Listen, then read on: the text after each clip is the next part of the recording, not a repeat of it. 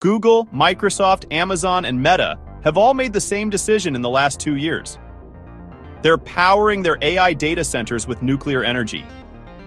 Microsoft restarted a reactor at 3 Mile Island, the site of America's worst nuclear accident. Google signed a deal for small modular reactors. Amazon is building nuclear infrastructure from the ground up. And most people's first reaction to this is, nuclear? Isn't that dangerous? Here's what they don't teach you in school. Modern nuclear reactors are not designed to explode. They are designed to shut themselves down automatically without any human input, using only the laws of physics. Here's how. At the heart of every nuclear reactor is a fuel made of uranium. Uranium is processed into small ceramic pellets, about the size of your fingertip. One of those pellets contains as much energy as 1 ton of coal. Let that settle. 1 fingertip-sized pellet. 1 ton of coal. Hundreds of these pellets are stacked inside sealed metal tubes called fuel rods. Hundreds of fuel rods are bundled together into a fuel assembly. And a typical reactor contains several hundred fuel assemblies. Inside the reactor core, something called nuclear fission occurs.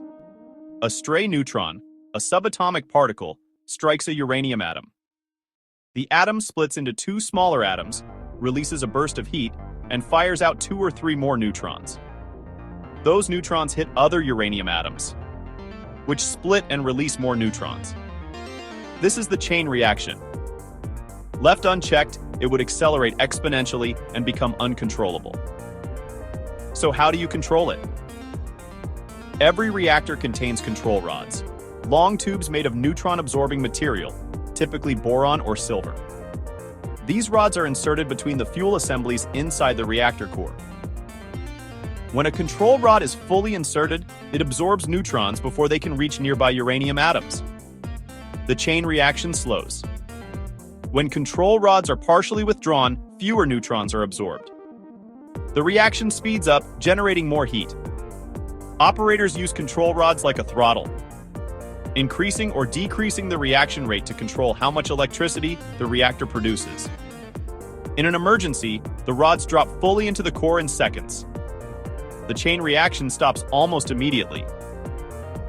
This is called scram, and it's automatic. But here's the part that makes nuclear different from everything else. The most elegant safety feature of a modern nuclear reactor is not a switch or a sensor. It's a physical property of water. Most reactors use water both as a coolant, to carry heat away from the core, and as a moderator, to slow neutrons down to the right speed for fission. Here's the critical insight. Neutrons that are too fast don't trigger fission efficiently. The water slows them down just enough to make the chain reaction sustainable.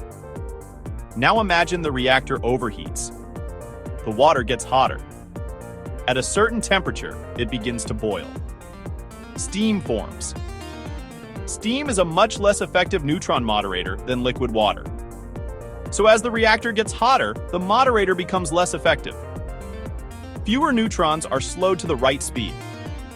The chain reaction slows down naturally. The reactor self-cools. The chain reaction automatically reduces when conditions become dangerous. This is called a negative feedback loop. It is not a mechanical system that could fail. It is not software that could be hacked. It is a law of physics, built into the reactor's design. Chernobyl and Fukushima happened because these designs were either absent or overridden. Modern Western reactors don't have that problem. The physics works against runaway reactions automatically. The electricity powering the server that is running the AI that generated the last deepfake you saw? It probably came from a nuclear reactor. And that reactor is humming along, self-regulating, using physics equations that were solved in the 1940s. The most advanced technology in the world runs on the most ancient forces in the universe. Follow behind the system for one hidden tech secret every day.